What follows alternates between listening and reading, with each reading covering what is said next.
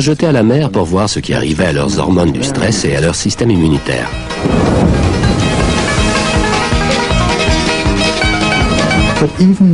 Lorsqu'on revoit tout cela en rétrospective, on constate qu'on s'intéressait au stress aigu. Je parle du stress subi pendant une courte période de temps, après quoi ça va mieux à nouveau et on ne s'attend pas à trouver d'effets à long terme sur le système immunitaire. Ce qui était vraiment plus important et qui aurait été plus intéressant, c'est d'étudier des stress constants pendant des périodes de temps prolongées. Un stress chronique, implacable, jour après jour, semaine après semaine, ça aurait été une étude bien plus intéressante. For gosh sake, say something. You act like I've committed a crime or something. En 1988, Ron et Jan Glaser entreprennent une étude sur les effets à long terme du stress mental. Pour ce couple de chercheurs, mari et femme, le mariage semble un terrain d'étude idéal. So what? I don't like it. Stop yelling at me. I'll yell all I like. Not at me, you won't. Avec les couples mariés, on voulait voir si cette tension chronique, mais habituellement modérée entre deux personnes, avait un effet sur les fonctions immunitaires et endocrines. Isn't it possible for you to find some other place to hang out your wet clothes than in our one tiny bathroom? I'm sick and tired of living in a laundry. On les a amenés au laboratoire. On a mis un cathéter dans le bras de chacun pour prélever du sang régulièrement pendant qu'ils étaient dans le laboratoire. Et on leur a demandé de résoudre un problème de désaccord, comme les beaux-parents, l'argent, les enfants. Well, that's too bad about you. Get us a decent apartment where I can put out a laundry dryer. What do you expect me to hang up my clothes? On the bookcase? Chez les couples qui manifestaient le plus d'hostilité ou de hargne dans leur désaccord et qui trouvaient leur mariage lamentable, on a constaté une atténuation des fonctions immunitaires et la différence était plus manifeste chez les femmes que chez les hommes. Grateful, stingy, bossy. Big shot.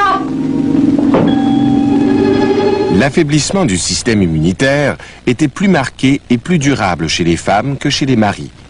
Les femmes trouvaient les disputes plus stressantes que les hommes. L'étude sur les conflits conjugaux a démontré que le stress chronique implacable a un effet d'amortissement continu sur le système immunitaire. Il restait à comprendre comment cela se produisait. Nous voulions trouver le canal par lequel le cerveau peut communiquer avec le système immunitaire. Voilà ce que nous avons cherché très intensément. La première clé s'est présentée tout à fait par hasard, alors qu'une neurologue suivait le tracé des circuits nerveux au microscope électronique.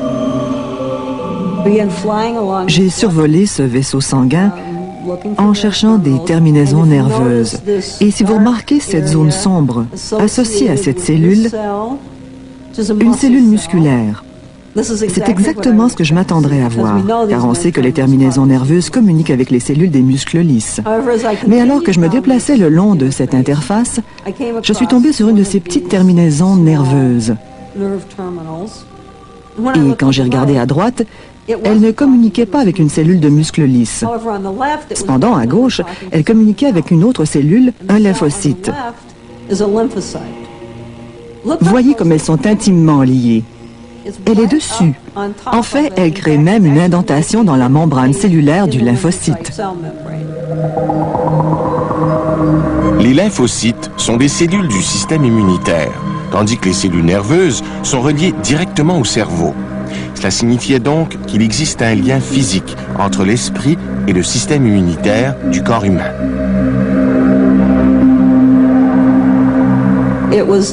C'était terriblement excitant. C'était là, bien visible. C'était juste à côté du lymphocyte et il devait y avoir une communication entre les deux cellules.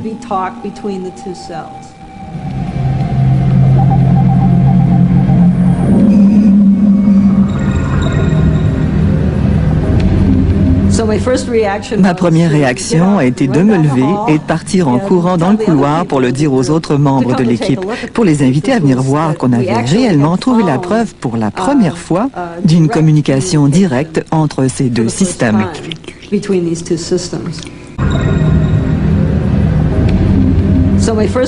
Ma première réaction a été de me lever et de partir en courant dans le couloir pour le dire aux autres membres de l'équipe, pour les inviter à venir voir qu'on avait réellement trouvé la preuve pour la première fois d'une communication directe entre ces deux systèmes.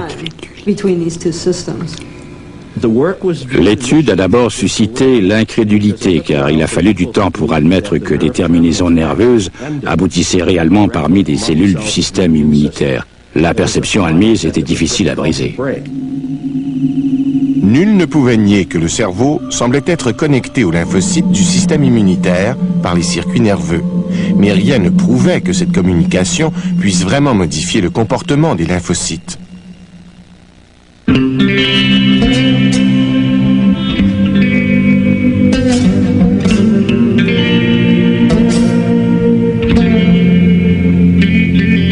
L'indice suivant est venu de l'Alabama. On l'a trouvé inscrit dans le sang. Lorsque j'ai commencé à travailler dans ce domaine, les scientifiques orthodoxes étaient plutôt méfiants, car même si on savait que l'esprit influait sans doute sur le système immunitaire par le biais de mécanismes comme le stress, ni la biochimie moléculaire, ni la génétique ne proposaient d'explication valable. On a donc réalisé une expérience très simple. On a prélevé des cellules sanguines humaines périphériques que l'on a placées dans un milieu de culture où on pouvait les activer. On allait faire fonctionner le système immunitaire comme lors d'une infection virale ou bactérienne. Quand un virus ou une bactérie pénètre dans le corps, les globules blancs du système immunitaire réagissent normalement en croissant, en se divisant et en fabriquant des anticorps pour combattre l'infection. L'expérience de Ed Blaylock consistait à ajouter une hormone du cerveau, l'ACTH, à ce mélange. On sait que cette hormone du cerveau en situation de stress est l'une des substances libérées dans le sang pour alerter l'organisme. Lorsqu'on a ajouté cette hormone cérébrale, l'ACTH, ça a réduit le taux de croissance et de division des cellules et ça a inhibé leur capacité à fabriquer des anticorps.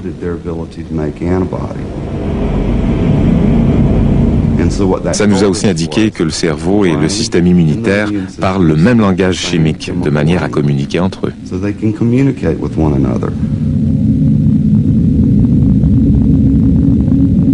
On venait d'identifier un deuxième mécanisme de communication directe du cerveau pour ralentir la réaction immunitaire.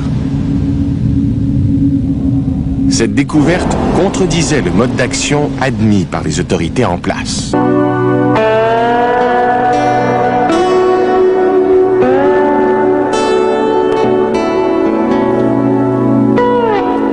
Alors que la communauté scientifique commence tout juste à accepter les preuves d'une relation entre le corps et l'esprit, le public accorde foi au premier compte-rendu, y voyant la justification de sa foi croissante dans les médecines douces et les guérisseurs.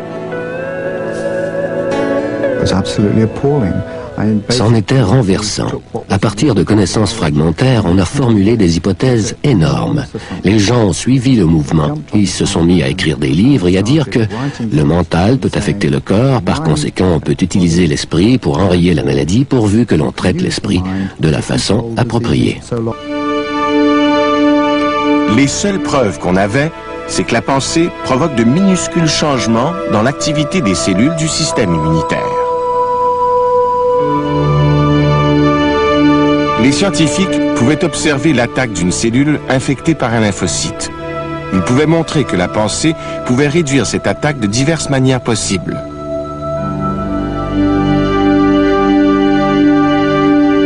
Mais il n'existait aucune preuve de l'impact de ces changements minuscules sur l'ensemble immensément complexe du système immunitaire et sur sa capacité de combattre la maladie. Aucune étude n'avait encore démontré de manière convaincante que les pensées et les sentiments produisent des changements assez importants pour affecter notre santé.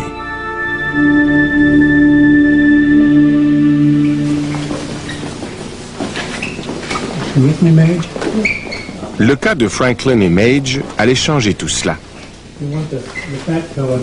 Ce couple a vécu heureux pendant 51 ans. Mais maintenant, Madge est atteint de la maladie d'Alzheimer.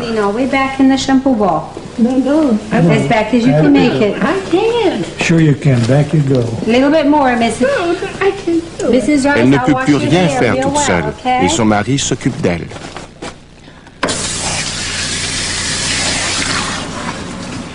slightly down, Mr. Rice, please. Prendre soin de sa femme à tout moment de la journée met Franklin dans un état de détresse constante. Jan et Ron Glaser ont examiné les effets du stress sur la santé. Ils ont choisi des personnes constamment soumises à un niveau élevé de stress, comme Franklin, qui s'occupe d'un être cher, victime de la maladie d'Alzheimer. Lorsque quelqu'un s'occupe d'un conjoint souffrant de démence dégénérative, comme la maladie d'Alzheimer, on est en présence d'un stress chronique à très long terme qui ne peut que s'accentuer avec le temps. Si bien que pour ceux qui s'en occupent, on le décrit comme une sorte de deuil vivant, alors qu'ils voient la personne aimée se désintégrer avec le temps. Les Glaser n'ont pas été surpris de constater que le stress psychologique a atténué la vigilance immunitaire de Franklin. Dans bien des études, animales aussi bien que cliniques, on observe des différences statistiquement significatives dans différents aspects de la réaction immunitaire en relation avec le stress. C'est intéressant. Mais la question la plus importante, c'est de savoir si ces changements sont suffisants pour affecter la santé, s'ils sont significatifs au plan biologique comme au plan statistique. On a donc poursuivi l'étude pour vérifier si un stress élevé, combiné à une fonction immunitaire affaiblie, compromettait la capacité d'auto-guérison du corps. On a fait sur le bras de sujets volontaires de petites blessures identiques. Les Glaser ont alors mesuré le temps de guérison des blessures. Ils ont constaté que les blessures des personnes très stressées, comme Franklin, mettaient 24% plus de temps à guérir que celles des personnes non stressées. On venait enfin de démontrer que le stress peut réduire la fonction immunitaire au point d'affecter la santé. Aujourd'hui, les preuves du lien entre l'esprit et le système immunitaire sont écrasantes. On sait qu'il existe deux circuits principaux dans le corps. Un circuit câblé, passant par les nerfs, et un autre circuit, par lequel les hormones messagères voyagent dans le sang, à partir du cerveau. On croit actuellement que ces hormones ont le plus d'effet sur le système immunitaire. Sous l'action du stress, le cerveau intervient par le circuit hormonal. L'hypothalamus transmet des messages électriques et chimiques à l'hypophyse. À son tour, l'hypophyse envoie l'hormone ACTH vers les glandes surrénales, qui libèrent chacune plus de 30 messagers ou médiateurs chimiques. L'un de ces médiateurs est le cortisol.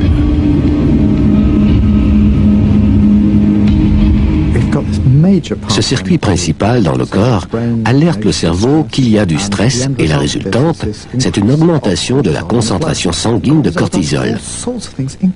Le cortisol a toutes sortes d'effets très complexes, mais au niveau du système immunitaire, il s'introduit dans les globules blancs dont il modifie le nombre et la fonction.